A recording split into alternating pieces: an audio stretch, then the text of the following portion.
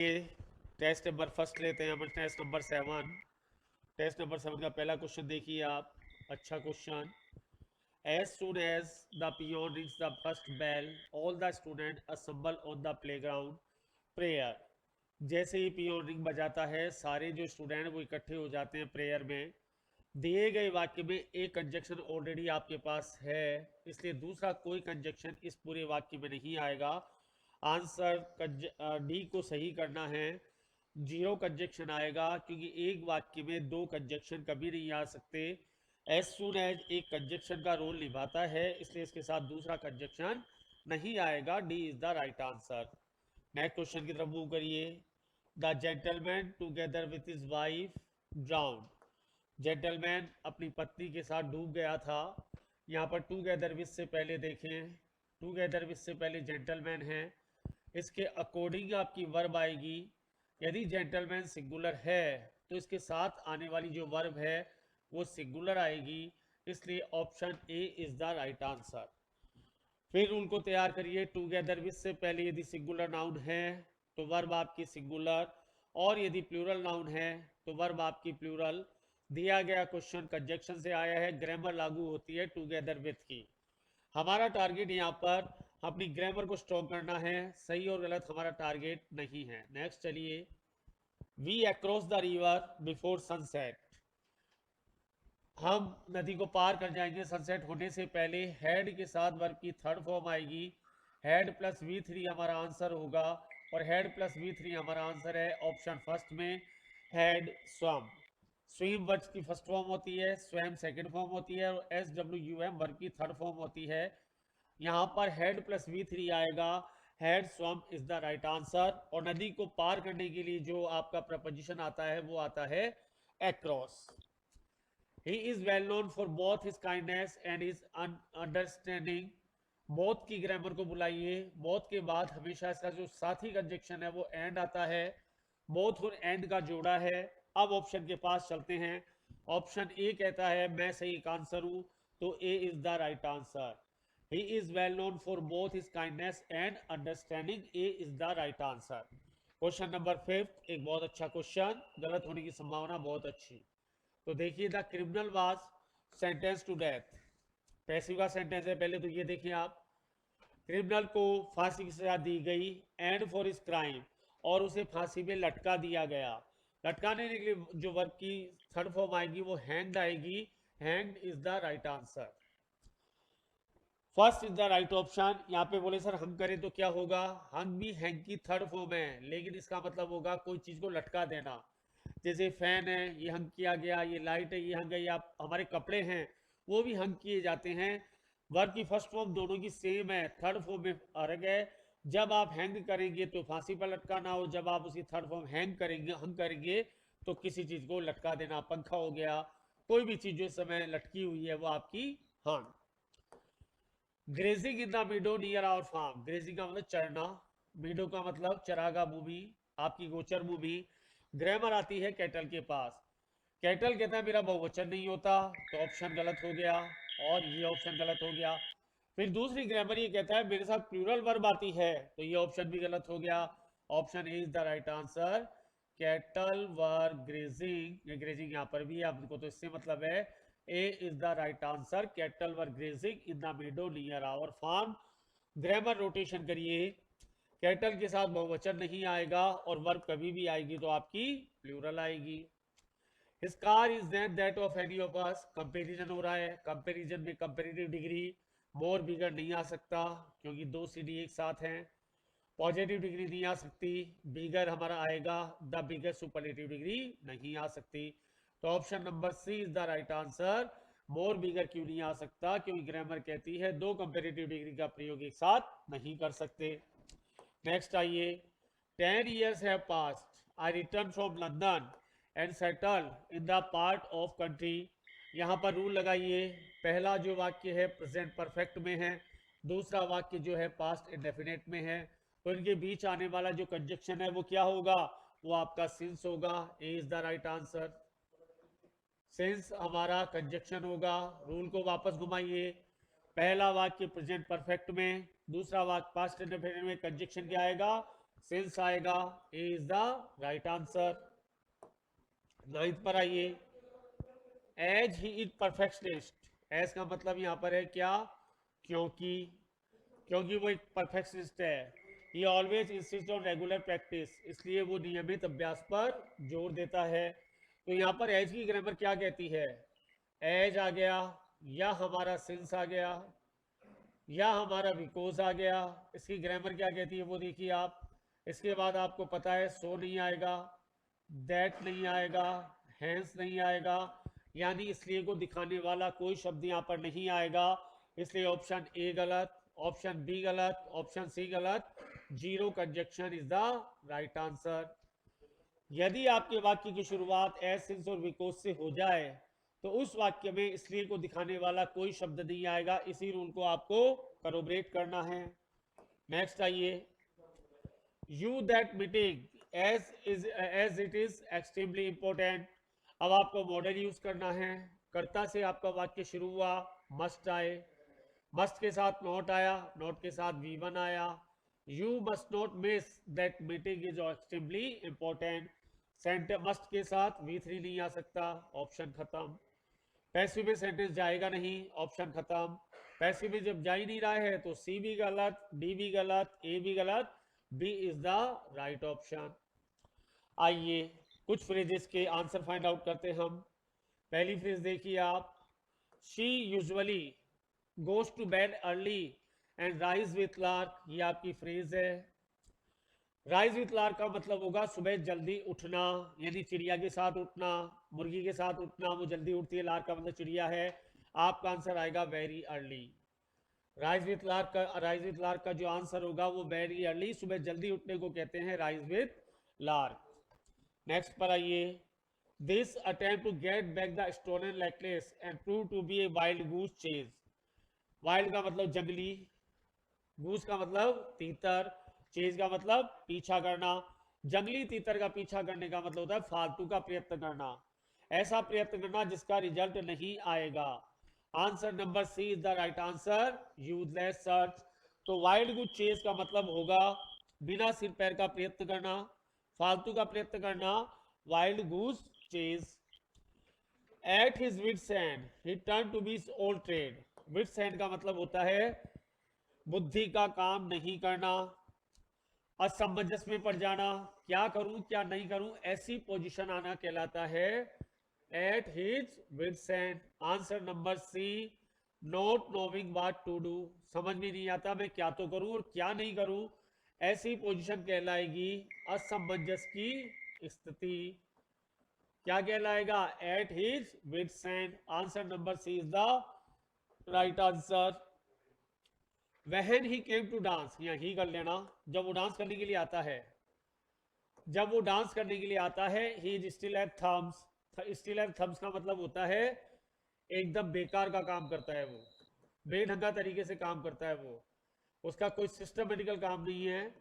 जब भी वो काम करता है ऑल इज थम्स, यानी बेढंगे से तरीके से काम करता है। Clumsy is the right answer, B is the right answer. All is thumbs का मतलब होगा आपके भद्दे तरीके से काम करना, B is the right answer.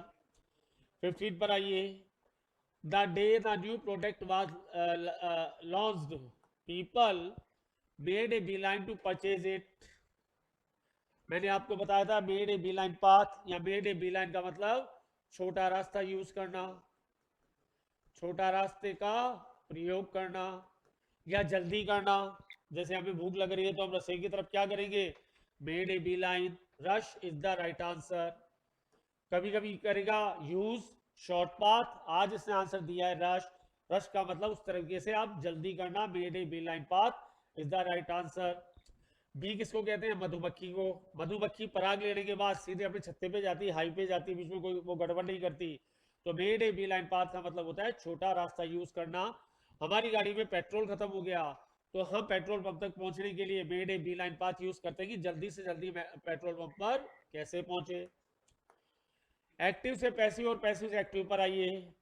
Who gave you the money, अब आपको पता है जहां हु आएगा उसके आंसर में बाय हुम का आना जरूरी है। First is the wrong answer, C is the wrong answer. Answer मिलेगा या तो बी में या सी में।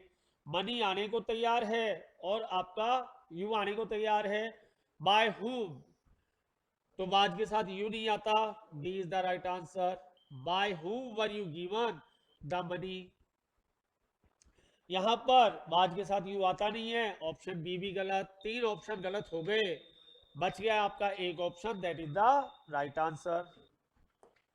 Who had laughed eight you, who had laughed eight you, तुम पर कौन हंसा था? नेचुरल आंसर में बाय हुम जरूर आएगा, B is the wrong answer. 3 में बाय हुम में भी रुकना है थोड़ी देर। यदि हेड है तो आंसर में हेड भी जरूर आएगा, ये बात भी पता है, और वो हेड भी किसमें आएगा? टुकड़ों में। तो आंसर डी गलत, ये टुकड़ों में नहीं, आंसर ए गलत, answer C is the right answer. Head भी तो आएगा लेकिन आएगा वो टुकड़ों में। बाय हुम हमारा दूसरा ऑप्शन, तो सी इज द राइट ऑप्शन। मैंने आपको पहले ही कहा था ऑप्शन पकड़कर आंसर फाइंड आउट करना है, पैसिव बनाने नहीं बैठना है। ऑप्शन पकड़िए आप तो सीधा। शट द डोर आदेशात्मक वाक्य है, प्रार्थनात्मक वाक्य है। लेट से शुरू होगा, लेट चारों में कोई मदद नहीं मिल रही। लेट आएगा, बी वर्ब की थर्ड फॉर्म आएगी, इसमें नहीं है, हटाओ इसको। इसमें भी है, आ सकता है, लेकिन let the door be shut आएगा, B is the right answer. इसमें खाली डोर है, इसको भी हटाओ। इसमें बाय यू लगा रखा है बिना मतलब, इसको भी हटाओ। Answer B is the right answer. Let the door be shut, that is your right answer. वाक्य कैसा है? या तो आदेशात्मक है या प्रार्थना वाला है। नेक्स्ट आइए। It is time to water the plants, मैंने आपको कहा था इट इज टाइम से वाक्य शुरू हो तो आंसर में क्या आएगा? 4 आएगा। आंसर में 4 आएगा और वर्ब टू बी वर्ब की थर्ड फॉर्म आएगी। आइए ढूंढते हैं आंसर। बी में नहीं है, सी में नहीं है, डी में नहीं है, ए की आंसर है, is the right answer. It is time for the plants to be watered, A is the right answer. यदि आपका नॉलेज आपके टिप्स पर है तो आंसर कितनी तेजी से पकड़ा जा सकता है आप खुद पता लगा सकते हैं, नहीं तो बैठे रहो वहां पर। फिर आता है we prohibit smoking. Prohibit verb की कौन सी फॉर्म है? वर्ब की फर्स्ट फॉर्म है। तो वर्ब की फर्स्ट फॉर्म है तो आंसर में is am are third form 100% आएगा। Is am are third form कहां दे रखा है? सी में दे रखा है। बाकी बी में नहीं, जाने दो। ए में नहीं, जाने दो। डी में नहीं, जाने दो। C is the right answer. Smoking is prohibited. बायस चारों में नहीं है तो हमारी टेंशन नहीं है। हाँ, किसी एक में बायस होता तो हम दिमाग लगाते, लेकिन एक में भी बायस नहीं है, इसलिए चारों को जाने दो। ये समापन समारोह होता हमारे 20 क्वेश्चन का। नेक्स्ट 20 क्वेश्चन और करते हैं हम।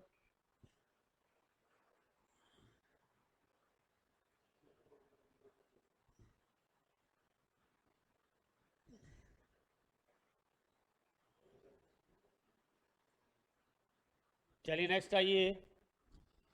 नेक्स्ट हमारा कहता है, नेक्स्ट 20 क्वेश्चन की तरफ और मूव करते हैं हम। स्काई रॉकेटिंग पेपर नंबर 8 की तरफ मूव करते हैं। देखिए क्या कहता है ये।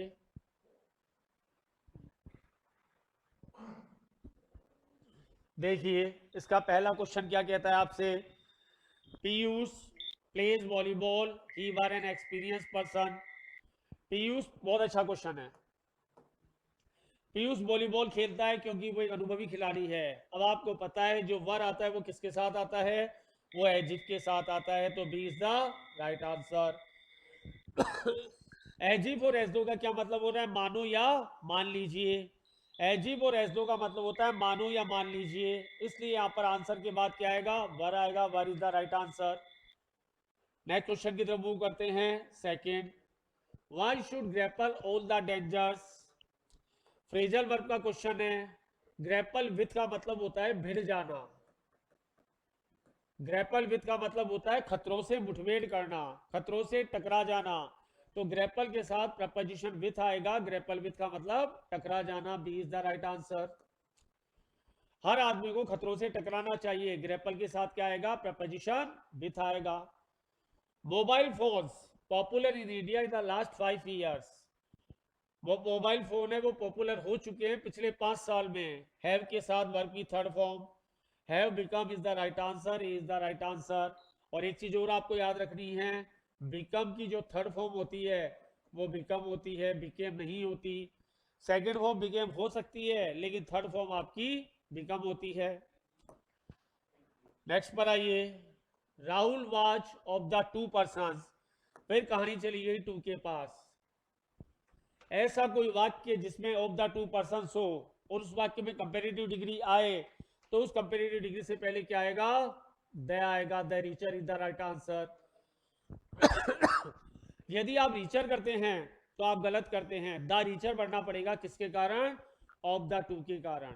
यदि वाक्य में ऑफ द टू आया और उस वाक्य में कंपेरेटिव डिग्री आई, तो उस वाक्य में द रीचर आएगा, रीचर नहीं आएगा। इस चीज को दिमाग में प्रिंट कर लेना। मैथमेटिक्स एंड फिजिक्स आर, खाली जगह then physics and biology. Comparison हो रहा है, कंपेरिजन वाली कोई चीज लानी है। इजी का इजियर बनता है क्या, बिल्कुल बनता है। इजियर बनता है is the right answer. More easier नहीं होगा। इजी पॉजिटिव डिग्री है, नहीं होगा। द इजियर सुपरलेटिव डिग्री है, नहीं होगा। इजी का इजियर बनता है तो फिर हम मोर लगा के क्यों उसको परेशान करें, हम मोर उसको नहीं लगाएंगे। More easier is the right answer, is the right answer. आइए 6 पर, of the 5 person will appear in the court. 5 लगा के इससे क्वेश्चन को घुमा दिया। अब 5 लगाने से ये बात तो क्लियर होगी, ना तो वह ना इधर आएगा, ना वह आइदर आएगा, ना बोथ आएगा, यहां पर एनी आएगा। A is the right answer. तो बोले साहब नाइदर और आइदर कब आता, जब 5 की जगह यहां पर 2 होता तो हम नाइदर को भी यूज कर सकते थे, आइदर को भी यूज कर सकते थे। बोथ का तो मतलब ऐसे ही दोनों होता है, तो फिर 2 का लगाए, नहीं लगाना। तो यहां पर क्या आएगा, एनी आएगा। किसके कारण आएगा, 5 के कारण आएगा। नेक्स्ट आइए, information the manager had was not enough. वाक्य लंबा है। जो कुछ थोड़ी सी सूचना थी वो पर्याप्त नहीं थी मैनेजर के लिए, यहां पर द लिटिल आएगा। इंफॉर्मेशन की ग्रामर आपको पता है, इसके बाद एस नहीं आता, इससे पहले ए और एन नहीं आता। यदि आप एन इंफॉर्मेशन लिखते हैं तो गलत, आप मैनी इंफॉर्मेशन लिखते हैं तो गलत। इससे इंफॉर्मेशन की ग्रामर को याद करिए और अभी का रूल लगाइए। अभी का रूल क्या कहता है, the little is the right answer. While traveling to Bangalore, I ran a very old friend of mine. यहां पर वो कह रहा है, जब मैं बेंगलोर जा रहा था तो अचानक मुझे मेरे एक दोस्त मिल गया पुराना। यहां पर क्या आएगा, एक्रॉस। रन एक्रॉस का मतलब अचानक किसी का मिल जाना। इसकी और फ्रेजल वर्ब लिखिए, कम एक्रॉस, ये भी अचानक किसी का मिल जाना। हैपन ऑन, ये भी अचानक किसी का मिल जाना। और बम्प इनटू, ये भी अचानक किसी का मिल जाना। ये 4 फ्रेजल वर्ब हैं, चारों को जोटे डाउन कर लीजिए आप। संयोगवश या अचानक किसी का मिल जाना रन एक्रॉस कहलाएगा, कम एक्रॉस कहलाएगा, हैपन ऑन कहलाएगा, या बम्प इनटू कहलाएगा। सपोज आप सुबह मॉर्निंग वॉक के लिए जा रहे हैं, आपके बचपन का दोस्त मिल गया, अच्छा आपको उम्मीद थी वो मिलेगा, तो you can use run across. Second is come across, third is happen on, and fourth is bump into. और एक चीज इंपॉर्टेंट, इन चारों फ्रेजल के वर्ब के साथ कभी सडनली नहीं आएगा, क्योंकि सडनली इसमें ऑटोमेटिक शामिल है। आप इन 4 वर्ड के साथ सडनली का यूज नहीं करेंगे, क्योंकि सडनली इसमें ऑटोमेटिक शामिल है। रन अप, अच्छा कर जगह बढ़ जाना, और रन अगेंस्ट आपका किसी प्रतियोगिता की तैयारी करना। इनकी आगे बात करेंगे, नहीं आज ही हो जाएगी, आज रन एक्रॉस को इंपॉर्टेंट कर लीजिए। नए क्वेश्चन 10 की तरफ चलते हैं हम। Ever since Lakshmi parents died, जब से लक्ष्मी के पेरेंट्स मरे हैं, died, her maternal grand parents had all her need, तो उसके जो मामा मामी या नाना नानी है उसकी सारी जरूरतों को पूरा करते हैं। तो यहां पर सारी जरूरतों को पूरा करने के लिए जो फ्रेजल वर्ब आएगी वो आएगी सीड टू। इंपॉर्टेंट कर लीजिए, हमारे पेरेंट्स हमारे जरूरतों को सीड टू करते हैं। कोई भी जरूरतों को पूरा करना सीड टू। फ्रेजल वर्ब एक एक याद होगी, एकदम से याद नहीं होगी। यदि आप एकदम से याद करने की कोशिश करेंगे तो होचपोच हो जाएंगी, हमें ऐसा नहीं करना है। फ्रेजल वर्ब 1 बाय 1 याद करना है, तो सीड टू यहां पर आपका आंसर। आइए फ्रेजेस की तरफ मूव करते हैं। फ्रेजेस क्या कहती हैं आज की, फेंट हार्टेड का मतलब होगा कायर, और कायर का यहाँ पर आंसर मैच कर रहा है timid. B is the right answer. Faint hearted का जो सिमिलर वर्ड है वो है कायर, और कायर का जो आंसर है वो यहाँ पर है टिमिड। फेंट का मतलब कमजोर, कमजोर दिल वाले का मतलब कायर, कायर का मतलब टिमिड। फिर फेज आई आपके पास टू लीड एस्ट्रे। एस्ट्रे किया उसने। एस्ट्रे का मतलब होता है भटक जाना। एस्ट्रे का मतलब होता है विचलित हो जाना, जा गई हो रहे थे चले गई और। Answer number 2 misguide is the right answer. भटक जाने के लिए वर्ड आएगा misguide is the right answer, to lead astray. Throw over, throw over का मतलब होगा अस्वीकार करना। किसी की जमानत की जा सकती है थ्रो ओवर, किसी की प्रार्थना की जा सकती है थ्रो ओवर, किसी का प्रोजेक्ट किया जा सकता है throw over. Answer number D reject is the right answer. Throw over का जो आंसर आएगा यहाँ पर हमारे आज की टेस्ट सीरीज में वो आएगा reject. D is the right answer. A stiff necked person, stiff का मतलब कठोर, नेक का मतलब गर्दन, कठोर गर्दन वाला इंसान। यहाँ पर आंसर नंबर आएगा B. An obstinate person, B is the right answer. जो जिद्दी होगा, जो हटी होगा, वो इंसान कहलाएगा आपका a stiff necked person. Lion's mouth, lion's mouth का मतलब खतरनाक स्थिति, खतरनाक स्थिति को बोलेंगे लॉयंस माउथ, यानी बहुत ही डेंजरस पोजीशन है, बहुत ही खतरनाक स्थिति है। Lions mouth a dangerous situation. D is the right answer. खतरनाक स्थिति को बोलेंगे dangerous situation. D is the right answer. Similar के लिए आते हैं आप। इम्बेसिलिटी, पहले इसका अर्थ बाद में इसका आंसर। इम्बेसिलिटी का मतलब होगा बेवकूफी, मूर्खता को कहते हैं इम्बेसिलिटी, जिसको आप स्टुपिडिटी भी कह सकते हैं। यहाँ पे आंसर कौन सा है? यहाँ पे आंसर है foolishness. B is the right answer. जिसको आपने फ्रेज में कहा था a bird's brain, bird's brain का मतलब भी मूर्ख इंसान, बर्ड्स ब्रेन का मतलब भी स्टूपिड पर्सन। तो इम्बेसिलिटी एज ए नाउन काम आ रही है और इसका आंसर आएगा foolishness. B is the right answer. Somnolent, somnolent का मतलब होगा नींद में होना, निद्रा में होना। नींद में होने को कहते हैं थोड़ा सा अपन अच्छी फ्रेश पोजीशन में नहीं है, नींद आ रही है हमें। आंसर फाइंड आउट करना है drowsy. C is the right answer. कई बार रात को हम सो नहीं पाए, बहुत देर तक पढ़ाई की, तो सुबह जो हमारी पोजीशन होगी वो सोमोनोलैंट होगी और ड्राउजी होगी। सोमोलैंट का सिमिलर वर्ड क्या आया यहाँ पर? Drowsy is the right answer. फिर वर्ड आता है होटी। होटी का जैसे आपको पता है काफी बार हम कर चुके हैं घमंडी। घमंडी का जो सिमिलर वर्ड आएगा वो आएगा D, arrogant is the right answer. यहाँ पर आप सिमिलर ढूंढने को आए हैं, और होटी का जो सिमिलर वर्ड होगा वो होगा एरोगेंट।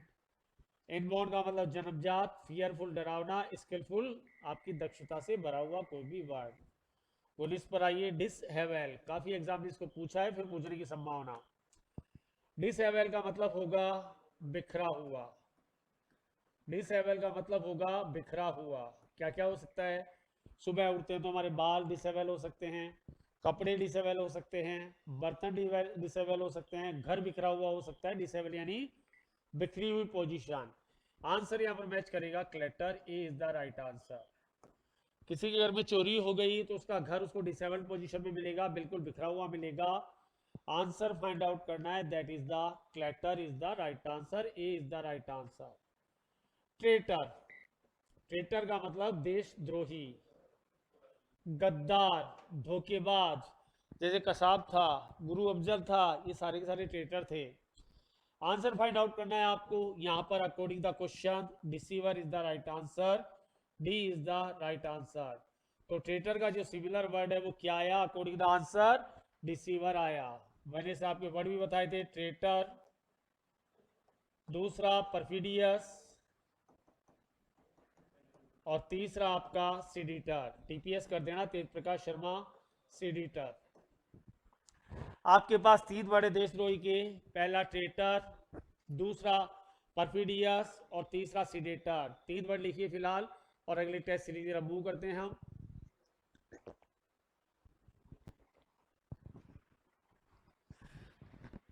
तो यहाँ पर जो ट्रेटर का वर्ड आया वो आया deceiver.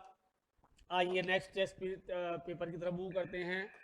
Sky rocketing number paper number 9 की तरफ मूव करते हैं हम। क्या कहता है ये पेपर, आपने इसको सोल्व करने की कोशिश की, अच्छी बात, हुआ नहीं हुआ कोई फर्क नहीं पड़ता है। अब क्या कहता है आपका नॉलेज, वो सबसे इंपॉर्टेंट है। आइए लेकर चलते हैं इसको सॉल्यूशन की सीरीज में। सबसे पहला वर्ड आ रहा है सिमिलर वर्ड, बैशफुल। यदि वर्ड आपका कहीं पढ़ा हुआ है तो ये आप आंसर देने की कंडीशन में, अदरवाइज एक अंदाजा है, और अंदाजे का रिजल्ट हमेशा अंदाजा ही होता है, कोई बेनिफिट नहीं है। आइए, बैशफुल का मतलब होगा शर्मीला, बैशफुल का मतलब होगा शर्मीला। आंसर फाइंड आउट करना है सिमिलर के लिए, आंसर मैच करेगा शाय,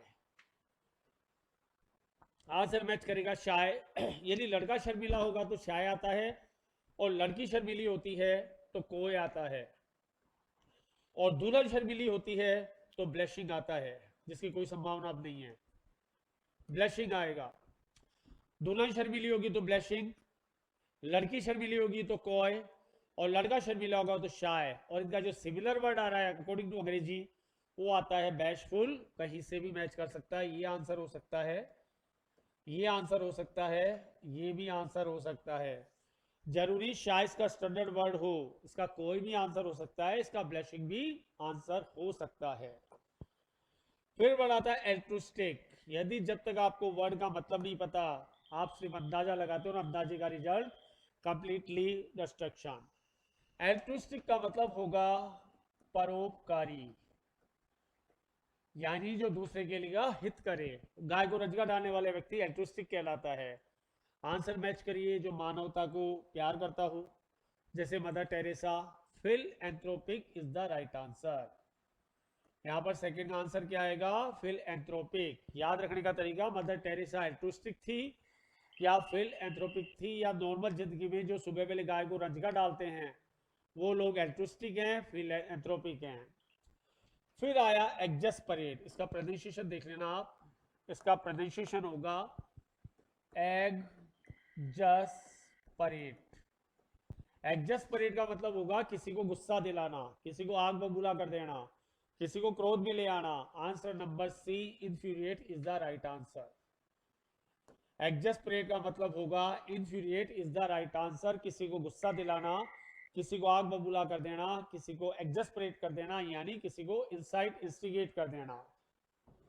फिर वर्ड आया प्रिकारियस। प्रिकारियस का मतलब होगा खतरनाक, प्रिकारियस का मतलब होगा जोखिम भरा।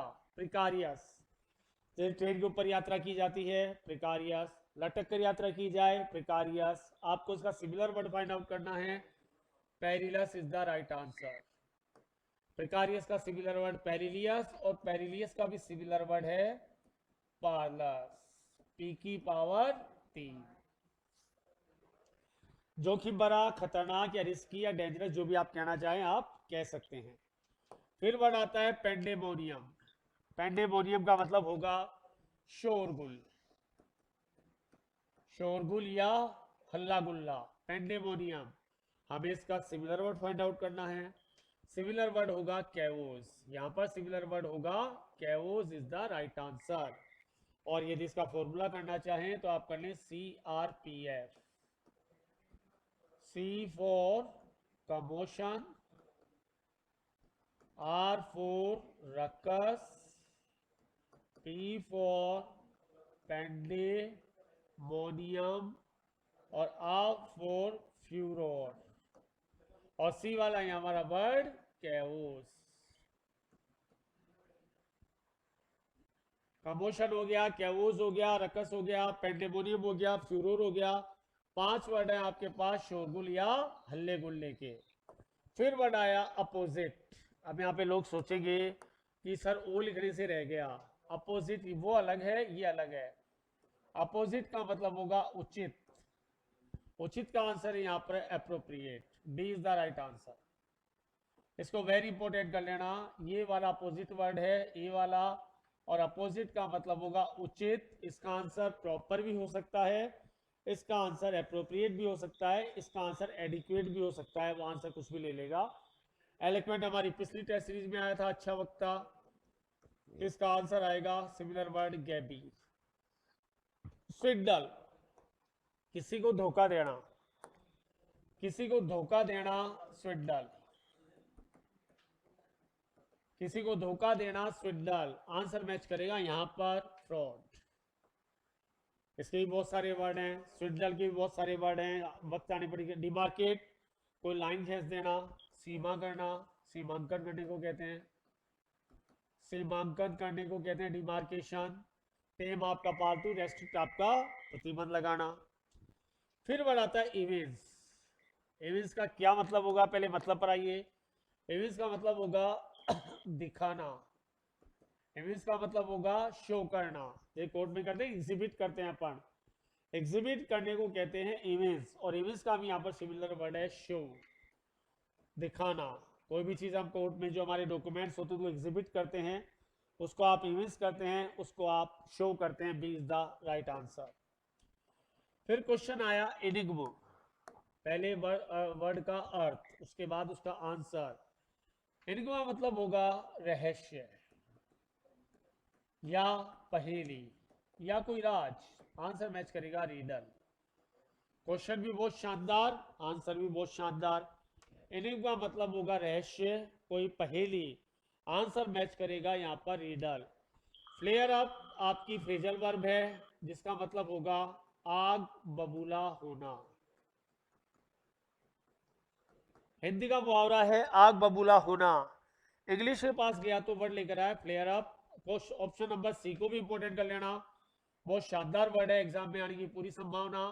और इनिंग में तो अपने आप में एक वर्ड है जिसका आंसर आएगा रिडिल, रीडल। इसका एक फॉर्मूला कर लो, काम।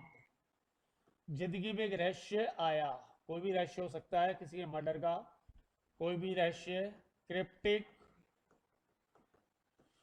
ओ for occult, M for mystery और ई फॉर एनिग्मा। एनिग्मा एक शोरूम भी है वैशाली नगर में। और ई फॉर इसोटरिक, इसोटरिक। 5 वर्ड है आपके पास, क्रिप्टिक, अकल्ट, मिस्ट्री, एनिग्मा और इसोटरिक। अकल्ट को वेरी इंपॉर्टेंट कर लेना, अकल्ट एग्जाम में आ सकता है, अकल्ट एग्जाम में आने की पूरी संभावना। कोई रहस्य है वो आपका अकल्ट है। और यहां पर जो भी ऑप्शन में एक और क्वेश्चन मिला है वो फ्लेयर अप। फ्लेयर अप का मतलब होता है आग बबूला हो जाना, गुस्से में हो जाना, फ्लेयर अप। फॉर्मूला क्या याद रखेंगे, जिंदगी में रहस्य कम हुआ, COME। C for cryptic, O for occult, M for mystery, for enigma और एसोटेरिक। तो 5 और छठा आपका आंसर रीडल, 6 और फ्लेयर अप आपका ऑप्शन, यानी 7 क्वेश्चन तैयार कर लिए आपने डायरेक्टली। क्वेश्चन आया लेसीट्यूड। लेसीट्यूड का मतलब होगा आलसी। आंसर मैच करिए, आंसर मैच आएगा sluggishness. A is the right answer. Stagnation भी अपने आप में एक अच्छा वर्ड है। स्टैग्नेशन का मतलब होता है स्थिर हो जाना। कई बार पानी होता है, पानी बहता रहता है, वो स्टैग्नेट होता है, स्टैग्नेशन कर देते हैं। इकोनॉमिक स्टैग्नेशन हो सकती है, यानी किसी चीज के रुक जाने को क्या कहते हैं आप, स्टैग्नेशन। तो लेसीट्यूड का यहाँ पर जो आंसर आएगा वो क्या आएगा, स्लैगिशनेस इज द राइट आंसर। आइए डायरेक्ट टू इनडायरेक्ट और वाइस वर्सा करते हैं। यदि रूल आपके पास हैं तो आपको डायरेक्ट से इनडायरेक्ट करने में कोई भी टाइम नहीं लगेगा। देखिए, he said to them, will you listen to such a man। यदि वाक्य क्वेश्चन वाचक है तो रिपोर्टिंग वर्ग में क्या आएगा, आस्क्ड आएगा। ढूंढते हैं आस्क्ड, चारों में कोई फायदा नहीं है। और आपका वाक्य अफर्मेटिव हो जाएगा और विल का वुड हो जाएगा। देखते हैं विल का वुड क्या यहाँ पर है, नहीं है। विल का वुड यहाँ पर है, नहीं है। विल का वुड यहाँ पर है, आंसर यही होगा। ही आस्क्ड, पहला option asked. Whether, question mark में आपका डिक्शनरी तो वेदर आएगा, इफ आएगा। विल का वुड आएगा, वुड एक ही ऑप्शन में रखा है तो सी इज द राइट आंसर। मैंने पहले आपको कहा था कि आंसर बनाने नहीं बैठना है, ऑप्शन से आपको आंसर फाइंड आउट करना है। आगे आइए, he said to be where is the post office. फिर क्वेश्चन बना रहा है, ऑफिस और लगा देना कि पोस्ट ऑफिस कहाँ है, सेट टू का बदलेगा आस्क में, ये तो ऑप्शन हो ही नहीं सकता, उठाओ इसको तो अभी। दैट और वेदर, दैट और वेयर दो कंजक्शन दे रखे हैं, इसको भी हटाओ यहां से, काम खत्म करो, क्योंकि दो कंजक्शन एक साथ नहीं आ सकते। यहां पर इसने वाज को पहले ले रखा है, इसको भी हटा दो, खत्म, तीन ऑप्शन तो हमारे खत्म। एक ऑप्शन बचता है, he asked me where the post office was. वाक्य इंट्रोगेटिव से किसमें बदल गया, अफर्मेटिव में। आपकी जो रिपोर्टिंग वर्ब है किसमें बदल गई, आस्क में। हमें ऑप्शन को पकड़ना है, वहां पर आंसर बनाने नहीं बैठना है, दिमाग में प्रिंट कर लेना। ये देखो रूल आपके पास अच्छे से थे तो आंसर खटाखट आ रहे हैं, रूल नहीं है तो बैठे रहो, कुछ नहीं कर सकते। He said to her, may you succeed, may आ गया। मे कौन से वाक्य में आता है, सद्भावना में, किसी के आशीर्वाद में। मे का क्या हो जाता है, माइट हो जाता है, हमने पढ़ लिया। रिपोर्टिंग पर वैसे वाक्यों में क्या टोल्ड आती है, नहीं आती, हटाओ इसको। प्रे कर रहे हो या विश कर रहे हो, विश यहाँ पे कर दिया, लेकिन यहाँ पे आगे का वाक्य नहीं, हटाओ इसको। यहाँ पे तो ऑलरेडी सेट टू दे रखा है, इसको भी हटा दो। आंसर क्या आया, बच गया जो हमारा answer, he prayed God that she might succeed. May का क्या हो गया, मे का माइट हो गया। यू किसके पास गया, हर के पास, क्या मान के लाया, सब्जेक्ट, सब्जेक्ट क्या हो गया, शी हो गया। यदि आपके पास रूल आपके टिप्स पर हैं, आंसर करने का, क्वेश्चन करने का मजा ही तब है। Rajesh said I bought a car yesterday, yesterday का था प्रीवियस डे आएगा, देखो प्रीवियस डे किसमें नहीं है, हटाओ इसको, बाकी तीन में है, अब तीन से फिर हमको लेना पड़ेगा। यदि आपका V2 में आंसर है, V2 में क्वेश्चन है, तो आंसर में क्या आएगा, हेड प्लस V3। यदि V2 आपका क्वेश्चन है तो आंसर में हेड प्लस V3 आएगा। देखो क्या ए में V3 है क्या, हटाओ इसको भी हटाओ। क्या सी में हेड प्लस V3 है क्या, इसको भी हटा दो। बचा गया D is the right answer. खत्म, हमारी सारी शर्तें पूरी हो रही है, जो ऑप्शन हमारी सारी शर्तें पूरी करे that is our answer. Rajesh said that he had bought a car the previous day, yesterday का क्या हो गया, द प्रीवियस डे। B2 यदि हमारा क्वेश्चन है तो आंसर में क्या आएगा, हेड प्लस V3। यदि क्वेश्चन आपके पास विथ ग्रामर आपके हाथ में है तो क्वेश्चन करने का मजा देखिए आप। I said to my brother let us go to some hill station for a change. बताओ क्वेश्चन कहां से आया, क्या चाहता है क्वेश्चन, आंसर नहीं देखना अभी, क्वेश्चन क्या कह रहा है वो बताओ मेरे को। तो क्वेश्चन वाक्य में क्या कर रहा है, लेट से वाक्य शुरू हुआ,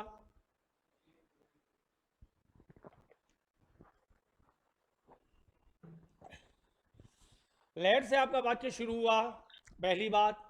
लेट में क्या है, लेट में एक प्रस्ताव है, और मैंने आपको बताया था ये पहली और आखिरी रिपोर्टिंग वर्ब है जो अपने साथ टू लेकर आती है। ऐसा एक ही ऑप्शन है, क्या इसमें आस्क आएगा, नहीं, लेट वाले में रिपोर्टिंग और आस्क कभी नहीं आती है। क्या परमिटेड की रिक्वायरमेंट है, नहीं है। Suggested to, this is our right answer. That we should, मैंने आपको कहा था पढ़ा उस समय जब हम हमारा सिलेबस कर रहे थे कि ये पहली और आखिरी रिपोर्टिंग वर्ब है जो अपने साथ टू लेकर आती है। यहां पर सजेस्टेड टू होता तो भी सही, और यहां पर प्रपोज्ड टू होता तो भी सही। ये देखो और तो जाना ही नहीं है, आस्क गलत, आस्क गलत, परमिटेड गलत, क्या रह गया, या तो प्रपोज टू या सजेस्टेड टू, भी शुड आना ही आना है, उसमें क्या प्रॉब्लम है। आइए एक्टिव पैसिव बनाते हैं, या उसका वाइस वर्सा, या तो पैसिव से एक्टिव या एक्टिव से पैसिव बनाइए। The boys kill the snake with A stick, with A stick तो सेंटेंस का एक्स्ट्रा पार्ट है, ये तो भाई साहब आखिर में आएगा, देखते हैं क्या करना है। The boys kill the snake with A stick V2 है, तो आंसर में या तो वाज V3 आएगा या वर V3 आएगा, ये बात बिल्कुल तय है। हटाओ इसको, इसको भी हटाओ, काम खत्म करो। अब यहाँ पर द स्नैक है, यहाँ पर ए स्टिक है, इसको भी हटाओ, first is the right answer. The snake was killed by the boys with a stick is the right answer। 17 पर आओ। Let me do this, ये मुझे करने दो। Let me का रूल लगाओ, by me लास्ट के आखिर में आएगा, by me इसमें नहीं, हटाओ इसको, इसमें भी नहीं, हटाओ इसको। by me ये ऑप्शन हो सकता है, ये ऑप्शन हो सकता है। फिर मैंने कहा था लेट के पास जो वर्ब के उधर है वो लेट के पास आ जाएगा, लेट दिस बी डन, और जो आपकी V1 है वो अपनी जगह पर क्या हो जाएगी, B प्लस B3। पढ़ाया हुआ एक एक रूल कनेक्शन में आ रहा है, लेकिन वो चाहिए तो हाथ में नहीं है, तो क्या करेंगे, देखिए लेट आया, दिस को यहां पर लेकर आए, दिस आ गया, डू को अपनी जगह पर बी डन कर दिया, और बाय भी वाक्य के आखिर में भेज दिया। क्या यहाँ पर किसी कॉपी किताब की जरूरत है? यहाँ पर किसी कॉपी किताब की जरूरत नहीं है, आपके रूल अपने आप रोटेशन पे आ रहे हैं। 18 पर आइए। ऐसी पैसी देखकर काफी एस्पिरेंट घबरा जाते हैं, हमें कोई घबराने की जरूरत है। देखिए, he likes people to call him sir, वो चाहता है कि लोग उसको सर कहकर पुकारें, ऐसा वो चाहता है। मैंने आपको बताया था लाइक्स तक के वाक्य को तो टच ही नहीं करना है, नहीं करना है तो नहीं करना। He likes to be called sir by the people, he likes people who call him sir, हटाओ इसको, तो to call him sir is liked by the people, इसको भी हटाओ। अब टू बी के साथ वर्ब की थर्ड फॉर्म क्या यहाँ पर है, नहीं है। टू बी के साथ कैसी फॉर्म आती है, वर्ब की थर्ड फॉर्म, इसको भी हटाओ। ऑप्शन क्या रह गया, एक।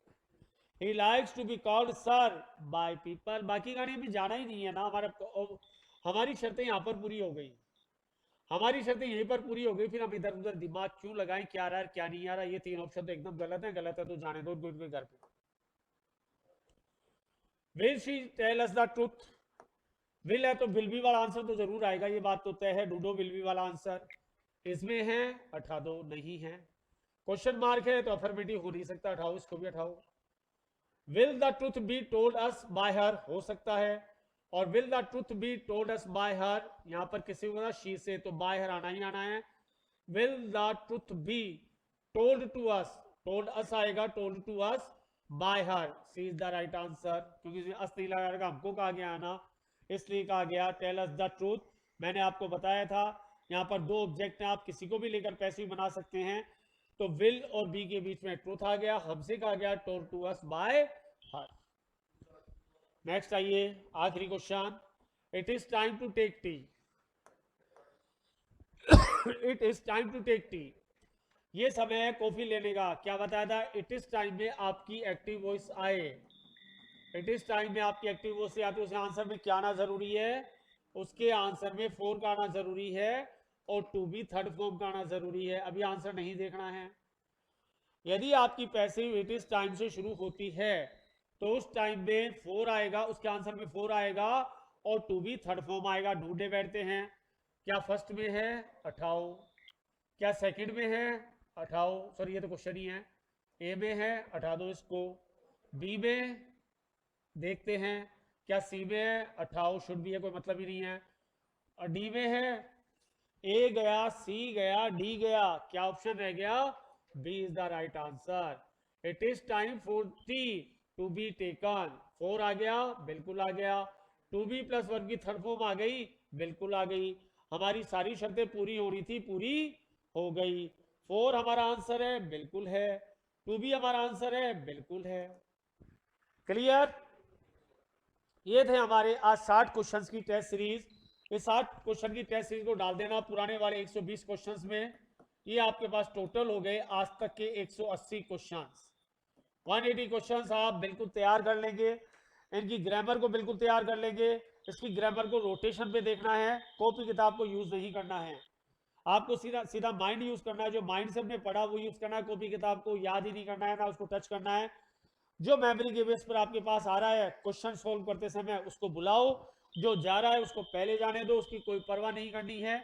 फिर हम मिलते हैं 60 क्वेश्चंस के साथ वेंसडे को सेम टाइम पर। 180 क्वेश्चंस आपके बिल्कुल तैयार हो जाने चाहिए, इनमें जिसे कहते हैं किसी प्रकार का कोई भी दिक्कत हो तो आप उससे कांटेक्ट कर सकते हैं। हमें क्वेश्चंस के थ्रू ग्रामर को रोटेट करना है, जो हमने पढ़ा अब तक उसको कॉपी किताब से रोटेशन नहीं लेना है, उसको हमको लेना है क्वेश्चंस के थ्रू रोटेशन पे लेना है।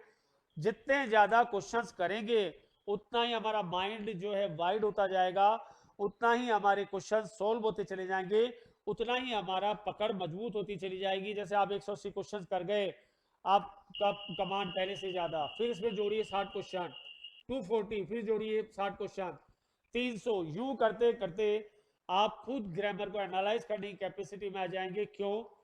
सिलेबस करने से और कॉपी में लिखने से कभी कुछ नहीं होता है। जितने आप उस पर आधारित क्वेश्चन करेंगे, अब आप मिसलेनियस करें तो आपको पता है क्या आ रहा है क्या नहीं आ रहा है, तो आप इस चीज को तैयार करेंगे। ऑनलाइन फ्रेंड्स, क्लियर आज का पेपर? Hello hello